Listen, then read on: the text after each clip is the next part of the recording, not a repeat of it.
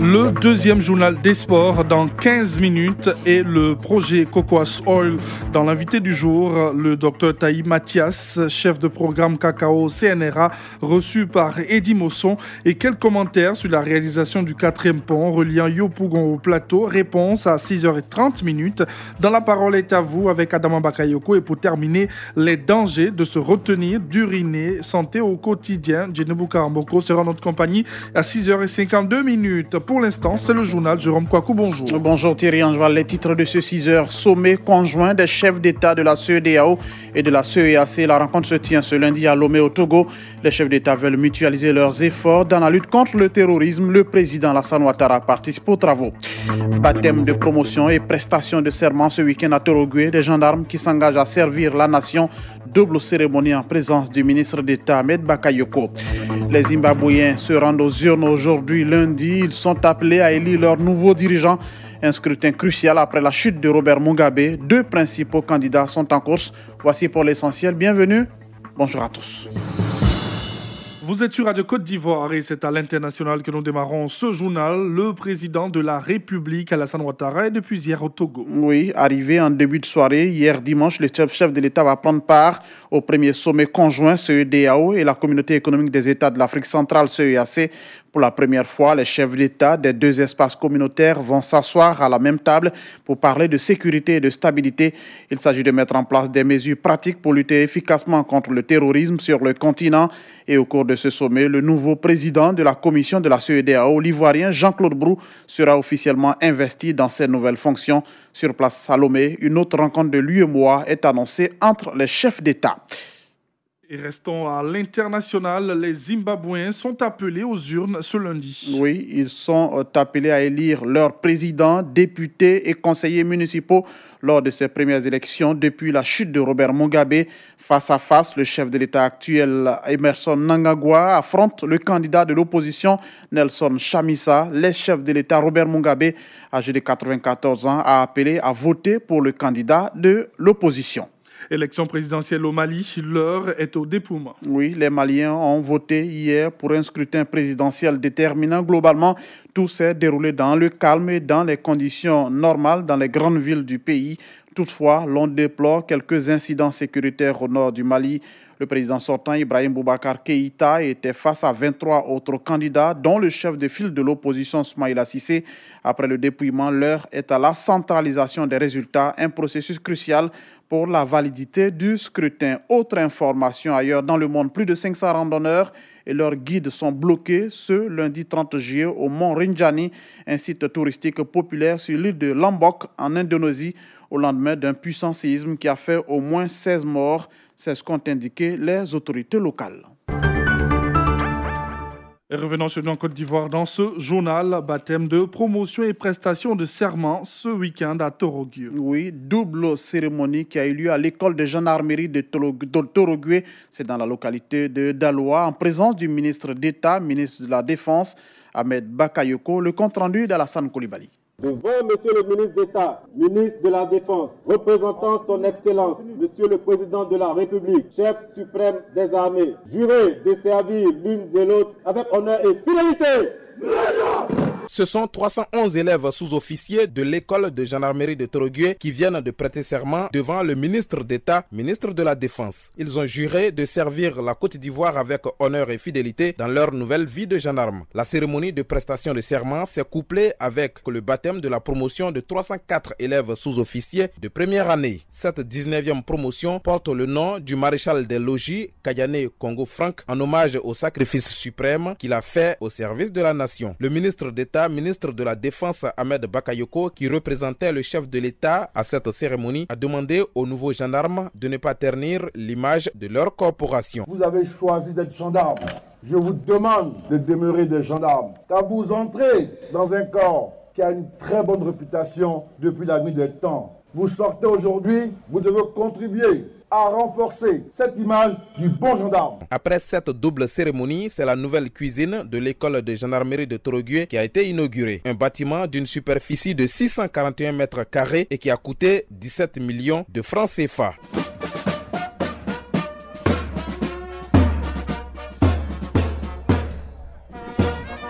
Alassane Koulibaly d'Aloa, Radio Côte d'Ivoire.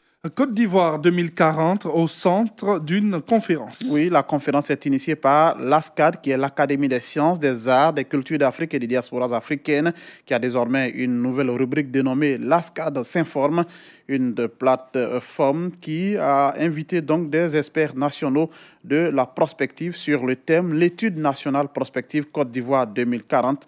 Owo Asepo Antoine est le président de l'ASCAD, il explique. Notre objectif final, c'est de rejoindre la société ivoirienne. Or, pour rejoindre une société, il faut connaître sa vision. Donc, c'est pour ça que nous avons mis l'ASCAD s'informe. La dynamique participative qu'il faut à une institution comme la nôtre se trouve vraiment impulsée par une étude prospective. Donc, pour changer véritablement, il fallait un exemple, et c'est ce qui se déroule actuellement. Parce qu'au sortir d'ici, nous verrons qu'il est possible de trouver des experts, des penseurs en Côte d'Ivoire, mais de les mettre ensemble pour arriver à des objectifs. L'inspection générale des services judiciaires et pénitentiaires fait le bilan de ses activités. Oui, c'est presque une tradition. Chaque fin d'année judiciaire, l'inspection générale des services judiciaires et pénitentiaires se retrouve pour faire le bilan des activités pour ses actions au cours de l'année judiciaire qui s'achève. L'inspection générale a reçu 1044 courriers, dont 966 courriers ordinaires et 70 courriers confidentiels. Fodio Kadjo Abo est l'inspecteur général des services judiciaires et pénitentiaires. L'année judiciaire qui vient de s'écouler a été une très bonne année pour nous parce que nous avons pu épuiser le programme d'activité que nous avons adopté en début d'année. Nous avions un certain nombre d'activités ou d'actions à mener. D'abord au niveau de la sensibilisation, nous avons pu animer un certain nombre de séminaires destinés à la formation des acteurs de la justice. Au niveau de l'instruction des dossiers disciplinaires, nous avons pu instruire 74 dossiers. Alors les perspectives, c'est que l'année prochaine, nous allons encore reprendre notre bâton de pèlerin pour continuer à inspecter les juridictions, mais aussi nous intéresser aux corporations qui jusque-là n'ont pas été inspectées en raison de l'insuffisance de moyens matériels, financiers, mais surtout humains. Et parlons politique avec cette unique information. Le mouvement sur les traces d'Houphouët-Boigny poursuit ses actions sur le terrain. Oui, après Divo, le mouvement conduit par Kobena Kwasi Adjoumani était à Bondoukou ce week-end. Un mouvement qui vient consolider l'alliance des enfants d'Houphouët-Boigny afin de garantir la paix et le développement de notre pays. C'est ce que dit le ministre Kobena Kwasi Adjoumani qu'on écoute. Je voudrais vous dire que le combat que nous menons, il n'est pas dirigé contre le PDCI-RDA, le parti pour lequel nous nous sommes battus toute notre vie pour son rayonnement. Il n'est pas non plus dirigé contre notre chef, le président Henri Konan Bédié. Chers parents, rassurez-vous, nous sommes PDCI-RDA, nous ne pouvons pas mettre le feu au PDCI-RDA. Le mouvement sur les traces d'Houphouët-Boigny que nous avons lancé n'est pas un parti politique. C'est un mouvement interne au PDCI-RDA qui adhère au statut du PDCI-RDA et qui fait la promotion de l'héritage du président Félix Houphouët-Boigny avec le parti unifié RHDP. Délimitation des territoires villageois, le projet lancé à Bouna. Oui, cette opération s'inscrit dans le cadre du programme d'appui au renforcement de l'inclusion et de la cohésion sociale et vise à contribuer à l'instauration de la paix sociale entre acteurs du milieu rural. C'est au total 1761 villages répartis dans les régions du Tonkbi, du Cavalier, du Guémon ainsi que du Gontougue et du Bunkani qui seront concernés par ce projet. Mais chaque Steve, compte rendu. Ce programme d'appui au renforcement de l'inclusion et de la cohésion sociale au Paris permettra la délimitation de 1700 villages répartis dans 18 départements de la Côte d'Ivoire, dont 491 dans le Bunkani, suivi de la délivrance des titres fonciers. Afin de permettre la réussite de ce projet, le directeur général de l'agence foncière rurale exhorte à une bonne communication. Le ministre Bamba Cheikh Daniel. Si vous communiquez mal, si vous expliquez mal, que les paysans comprennent mal la question, vous avez déjà échoué. C'est pourquoi les comités de la loi des gestions foncières ont été créés. Les décisions ne vont pas venir d'Abidjan pour venir se déposer sur vos têtes. C'est pourquoi je demande aux sous-préfets, aux autres préfets, quand ils viennent adresser aux sous-préfets, écoutez-les, faites-les parler et trouvez des compromis honorables. La marche vers l'émergence passe par un climat de paix, a indiqué la ministre du Plan et du Développement, tout en exhortant les parents du Bounakani à s'impliquer véritablement dans ce projet de délimitation. La ministre Kabaniel.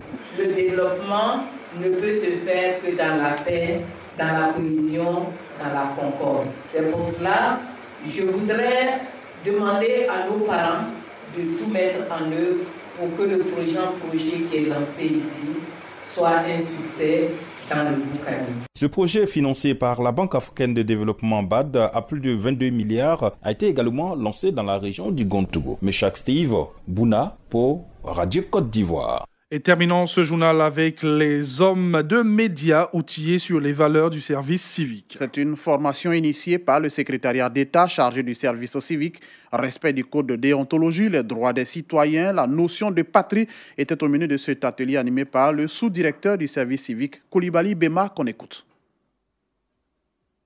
Pour nous, les médias sont incontournables. Ils sont des relais. Ils peuvent donc amplifier le message que nous avons donc l'habitude donc de faire passer. C'est pourquoi donc pour nous, c'est très important qu'ils soient avec nous, qu'on partage avec eux notre vision sur cet aspect. Le président de la République a souvent dit on veut arriver à un pays émergent d'ici 2020, mais avec une nouvelle catégorie de citoyens qui aiment et qui chérissent leur pays. Et pour y arriver, il faut leur inculquer un certain nombre de valeurs que nous appelons donc les valeurs civiques et citoyennes. Et c'est ici que prend fin ce journal. On vous rappelle ce qui a fait l'essentiel.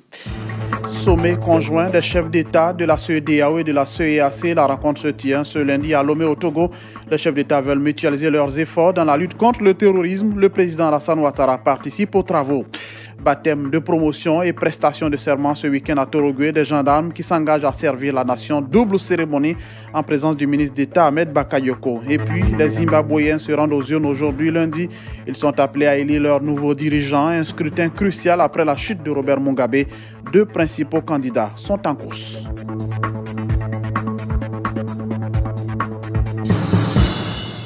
Merci à Jérôme Kouakou pour le journal sur la radio numéro 1 sur l'info et le sport. Nous aurons un autre dans quelques instants, ce sera celui des sports.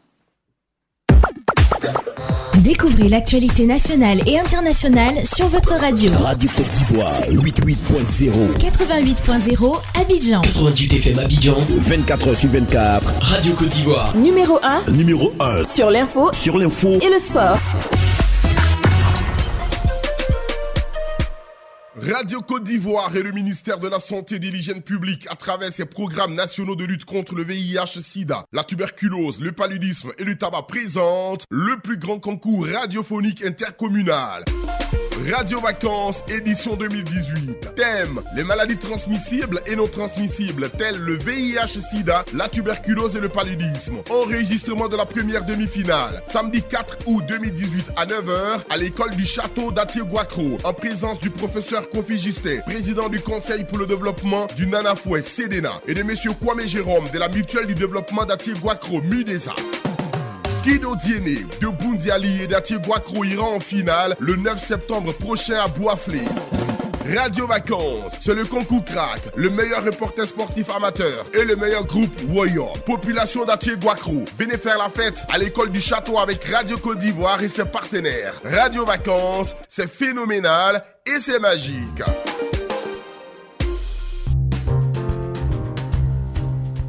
Radio Côte d'Ivoire, les sports d'ici et d'ailleurs. Le journal des sports, Ange Assoukro. Vous êtes sur la radio numéro 1 sur l'info et le sport. Et c'est parti pour le deuxième JDS avec Ange Assoukro. Bonjour. Bonjour Ange Val.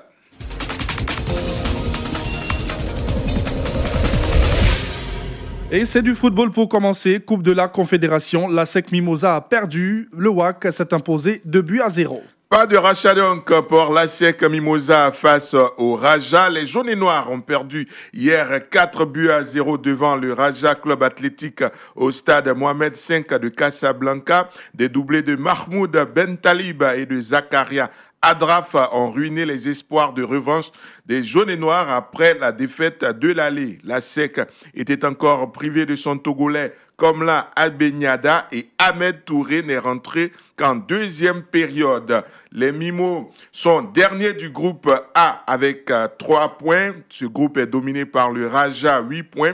Vainqueur d'Adwana Stars 2-0. L'AS V-Club est deuxième avec 7 points. À 2 journées du terme de la qualification est encore possible pour les quarts de finale pour les Mimos, même si cela risque d'être fort compliqué. De son côté, le WAC Williamsville Athletic Club n'a pas manqué l'occasion de se saisir du podium du fauteuil de leader du groupe C.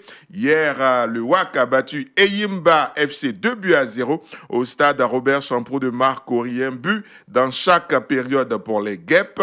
31e minute, Jean-Willy Kwasi d'une frappe instantanée suite à un service éclair de Kwasi Atoula et un coup de boule de Guy-Serge Yameogo après un corner au premier poteau d'Etienne Kwaku à la 77e minute. Le petit poussé ivoirien a donc su résister à l'ogre nigérien qui l'a bousculé en début de rencontre. L'entraîneur du WAC, Kablan Kofi, est fier de ses poulains. Pour lui, les erreurs de la manche allée ont été corrigées. C'était un match difficile. Le plus important, on devait rester concentré sur nos sujets. Notre sujet, c'était de pouvoir prendre les 3 points chez nous. Au début, c'était difficile, mais il ne fallait pas se mettre la pression. Et je pense que le plus important, c'est de prendre les 3 points. On a travaillé sur le plan offensif parce que, comme il a dit, en allant là-bas, on a eu 3 occasions de but. Donc, il fallait travailler sur le plan offensif et se créer des chances de but. Dieu merci, on a pu marquer. Moi, je pense que chez nous au WAC, notre stratégie, c'est notre force, c'est le travail. Ousmane Abdallah, l'entraîneur de Inyema, estime que la trêve de plus d'un mois qu'a connu le championnat nigérien a desservi son équipe. Dans les 25 premières minutes, c'était une stratégie pour nous pour pouvoir étouffer l'adversaire et cela a fonctionné. Et dans les minutes qui ont suivi, compte tenu de la condition physique, nous avons perdu un peu des éléments et donc ça fait que la situation a changé contre nous. Véritablement, l'équipe a souffert parce qu'au Nigeria, le championnat a été arrêté. Les joueurs manquaient de temps de jeu et nous avons essayé de trouver des solutions à cela en jouant des matchs amicaux. Cela nous a permis d'avoir une certaine performance au match aller et au match retour, évidemment, cela a joué contre nous. Le championnat ivoirien, lui, est terminé depuis un moment. Avec cette belle victoire, le WAC est à nouveau leader du groupe C avec 7 points, suivi du duo Enyima Kara de Brazzaville, 6 points chacun. Les Congolais ont battu le Djoliba AC de Bamako, 1-0. Dans le groupe B, Al Masri d'Égypte bat la Renaissance sportive Berkane du Maroc 1-0 et vire en tête avec 8 points devant son adversaire d'hier Berkane 7 points. Dans le groupe D, Gormaya FC est leader avec 8 points suite à sa victoire 3-2 sur la pelouse des Young Africans de Tanzanie. Gormaya rejoint l'USM Alger tenu en échec à domicile, 1 but partout par le Rayon Sport. L'USM Alger a également 8 points avec 1 point après 4 journées. Les Young Africans sont les premiers éliminés de cette phase de poule de la Coupe de la Confédération. La 5e journée se disputera le 19 août prochain. Et sport de combat, l'AFC a organisé la 2e édition de sa soirée de combat de MMA. Et c'était samedi dernier au Parc des Sports Vélodrome de Treichville avec la participation de 5 pays, Burkina Faso, Cameroun, Brésil, Chili, Paraguay et bien sûr la Côte d'Ivoire. À l'issue des combats, 3 Ivoiriens ont hissé haut le drapeau de la Côte d'Ivoire avec leur succès face à des adversaires. Ils se sont dit très heureux au micro Radio Côte d'Ivoire de notre stagiaire Silver Bossiei. On commence par le coach Getty Ala. Je remercie tous les Ivoiriens. Il remercie tous les Ivoiriens. Voilà, on remercie tous ceux qui sont venus de loin. Vive le MMA. La prochaine fois, on fera encore mieux que ça. Lionel Allé, vraiment c'est une joie totale parce que d'abord la préparation était très difficile et très longue. En fin de compte, c'est le travail qui a payé. Donc c'est une joie totale. Je suis venu, il y a eu beaucoup de soutien, mes frères, la famille, mes élèves, mes coachs, avec tout le monde. En tout cas, ce soir, je me sens vraiment, je sens que le travail qui était accompli Moi, il y avait une stratégie. La stratégie, je ne devais pas me laisser envoyer au sol. Le Brésilien Leonardo Vasconcelos a vaincu son adversaire camerounais. Il s'est dit heureux et a exprimé sa reconnaissance vis-à-vis de la Côte d'Ivoire, un pays qu'il découvre pour la première fois. J'ai besoin de beaucoup plus m'entraîner parce que mon adversaire est vraiment rigide, il est dur, il m'a beaucoup fatigué. En plus d'être un très beau pays, c'est un pays avec beaucoup de culture. Je me sens chez moi parce que c'est à peu près la même couleur de peau, donc franchement je me sens chez moi et puis j'espère que je pourrai revenir une autre fois. Et terminons avec du cyclisme. Le Tour de France 2018 a pris fin hier sur la victoire de Geraint Thomas. Voilà, Geraint Thomas qui remporte donc la 105e édition du Tour de France. C'est sa première grande victoire en carrière à 32 ans. La 21e et dernière étape a été enlevée au sprint hier sur les Champs-Élysées par Alexander Christophe. Et puis Formule 1, Lewis Hamilton est le vainqueur du Grand Prix de Hongrie couru hier. Il devance à l'arrivée Sebastian Vettel et Kimi Raikkonen. Hamilton creuse l'écart au classement des pilotes avec 24 points de plus que Sebastian Vettel. Retour de l'information sportive à 7h20 dans la matinale sport avec Fernand Kouakou.